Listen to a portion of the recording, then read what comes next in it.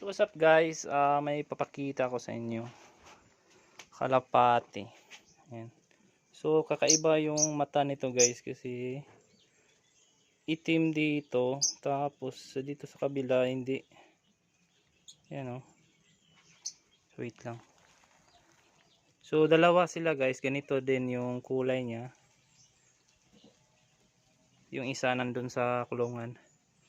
So sa nakakaalam, comment nga kayo kung anong klaseng kalapati na ganito. Ayan o, hindi siya dito sa kabila. Ayan. Dito sa kabila is itim, dito is normal lang. Ayan.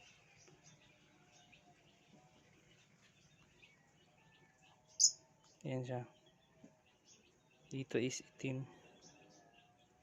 Ayan. So dalawa sila. Yung ito is ano pa lang to eh.